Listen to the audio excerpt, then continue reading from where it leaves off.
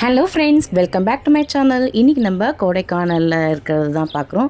கொடைக்கானல் 1 டே ஃபுல்லாக ஸ்டே பண்ணியாச்சு. மறுநாள் நம்ம பிரேக்ஃபாஸ்ட் சாப்பிட்றதுக்காக நம்ம ரூம்லேருந்து வெளியே போகிறோம். நம்ம ரூம் நேம் வந்து பைன் பாரோவின். நம்மளோட ரூம் நேம், ரெஸ்டாரண்ட் நேம் இதுக்கு வந்து என்ட்ரன்ஸுங்க ஆஃபீஸ் ரூம். அதுக்கடுத்து இது வந்து மேலே இருக்குது.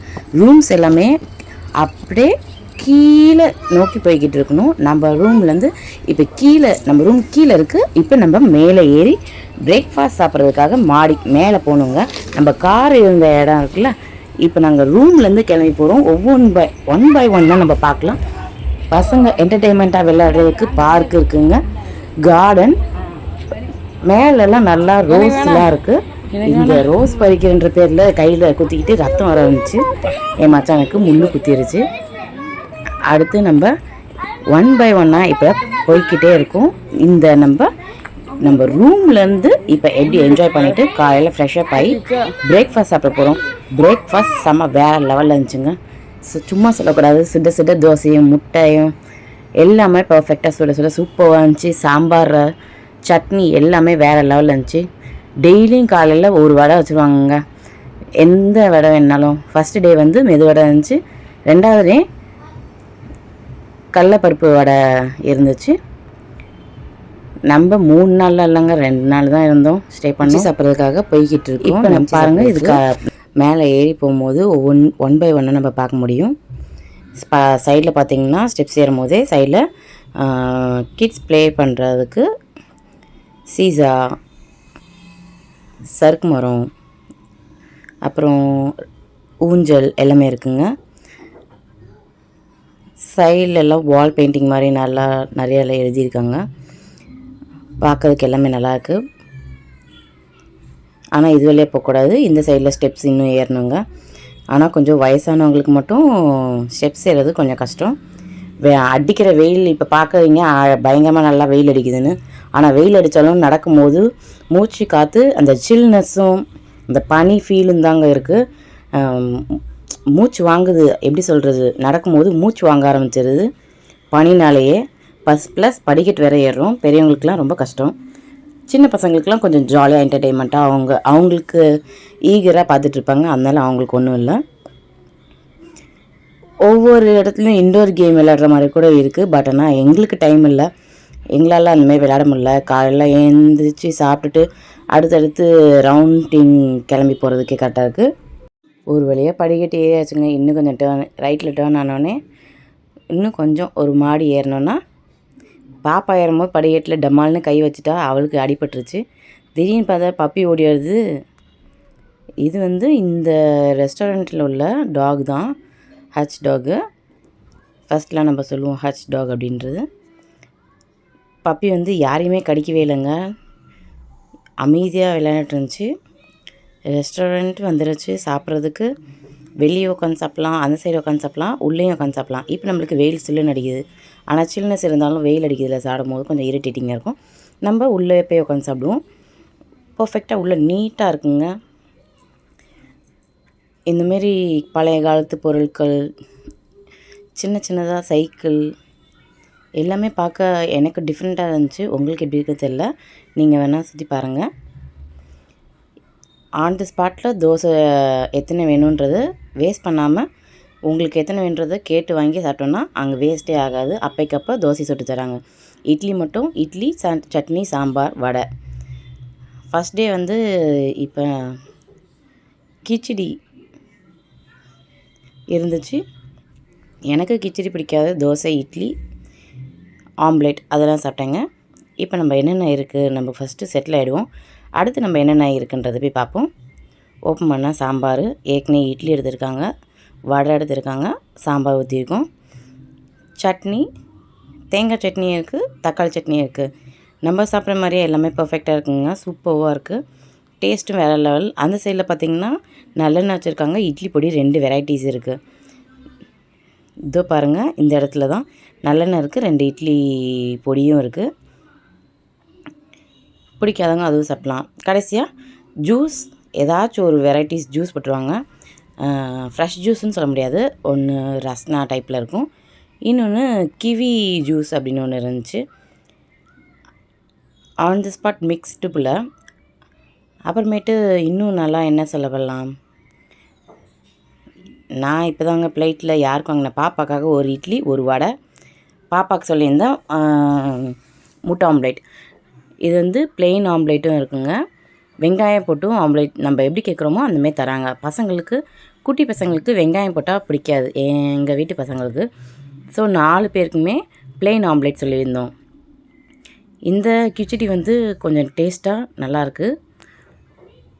நீங்கள் ட்ரை பண்ணி இந்த இடத்துக்கு வந்தீங்கன்னா கண்டிப்பாக ஒரு வாட்டி இந்தமாதிரி செஞ்சு வைப்பாங்க. தம்பிக்கு வந்து வெறும் தோசை தான் முக்கால்வாசி சாப்பிடுவான். குழம்பு தொட்டு அவனை ஏமாற்றி தான் நான் ஊட்டிடுவேன். அவனுக்காக தான் தோசை சொல்லி பிளெயின் முட்டை சொல்லியிருக்கேன். ஃபஸ்ட்டு அவனுக்கு வாங்கி கொடுத்துட்டோன்னா தான் அவனாக சாப்பிட ஆரம்பிச்சிடுவான். முட்டைனா மட்டும், மற்றபடி எதாக இருந்தாலும் நான் ஊட்டி விடணும். ஆமாம்,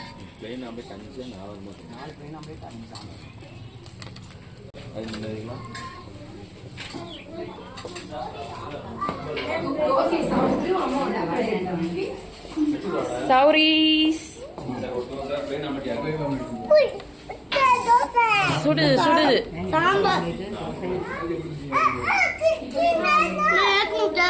உனக்கு எடுத்துட்டு வரேன். அதோ சுட்டுட்டு இருக்காங்க.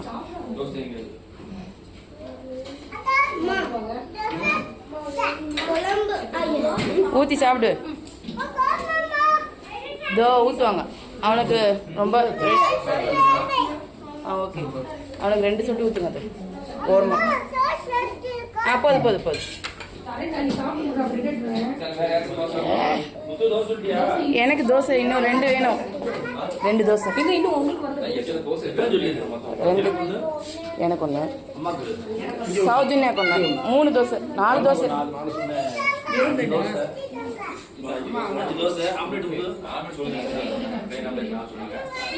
நம்மளுக்கு பிளெயின் ஆம்லேட் வேணாம், நம்ம வெங்காயம் சாப்பிடலாங்க. பசங்களுக்கு சொல்லிட்டு அதுக்கப்புறம் அத்தைக்கு ஒரு ஆம்லேட் சாப்பிட்றேன்.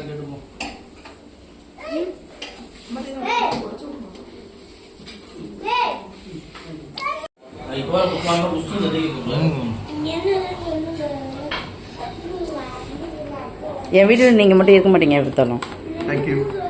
ஏன்னா வீடியோ எடுத்துகிட்டே இருப்பீங்க. உட்காருங்க, எல்லாம் ஒன்றா போவோம்.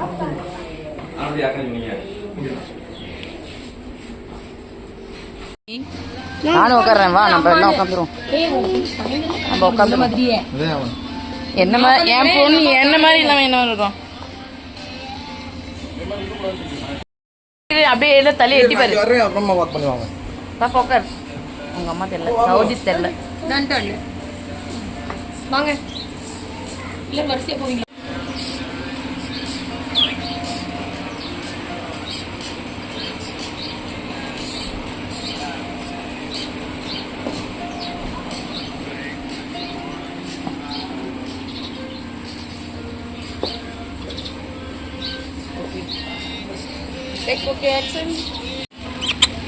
இதுக்குள்ளே தாங்க பப்பியோட ஹவுஸ் இருக்குது, குட்டி ஹவுஸு.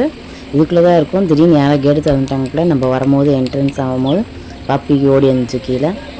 இப்போ அதோட கூண்டுக்குள்ளே அமைதியாக இருக்குது. யார் தொட்டெல்லாம் அமைதியாக இருக்குது. குட்டி பையன் தொட்டு தொட்டு பார்த்து வேணான்ட்டோம்னா சாப்பிட்டு முடிச்சோடனே ஒரு வியூ போய் பார்ப்போமே அப்படின்ட்டு நல்லா அழகாக கார்டன்லாம் வச்சுருந்தாங்க. சைடில் குருவி கூட இருந்துச்சுங்க, அழகாக கத்திக்கிட்டு இருந்துச்சு.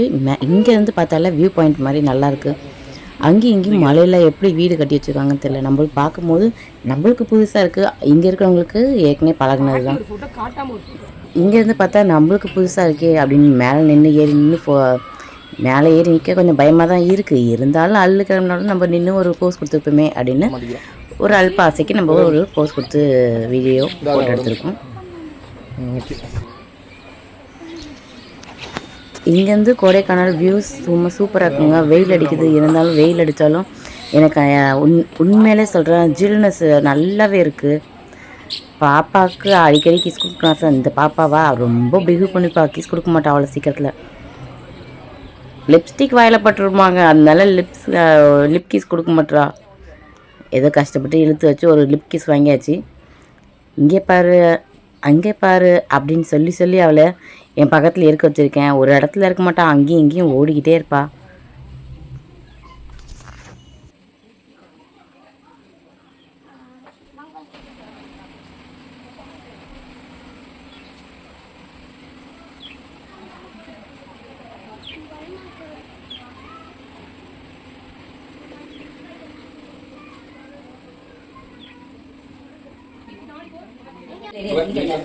இந்த குட்டி சைக்கிளில் பார்த்தோன்னே என் ஃபோன் தன்னால் வீடியோ எடுக்க ஆரம்பிச்சிருச்சுங்க, ஃபோட்டோ எடுக்க ஆரம்பிச்சிச்சு.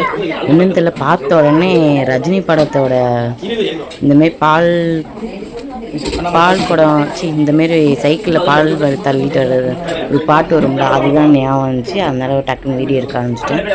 அப்போ தான் வீடியோ எடுத்துக்கும் போது அவங்க ரிலைஸ் சொன்னாங்க, நேற்று தாங்க இந்த சைக்கிளே வாங்கணும் அப்படின்னு. நேற்று தான் வாங்கினோன்னே பார்த்திங்கன்னா எனக்கு அந்த டக்குன்னு அந்த வீடியோ எடுக்கணும்னு தோணிச்சு. தம்பி திடீர்னு டான்ஸ் ஆடுவாப்பில், ஸ்டைல் கம்பேர். ஃபோனை காமிச்சோன்னே ஒரு ஹை தான் சொல்லுவார் எப்பயுமே. என்னென்னு தெரியல, அமைதியாக நாக்கு நீட்டான். இப்போலாம் வர நாக்கு நீட்ட ஆரம்பித்து இப்படி இதை செய்ய ஆரம்பிச்சிடுறான் போஸ் கொடுக்குறதுக்கு.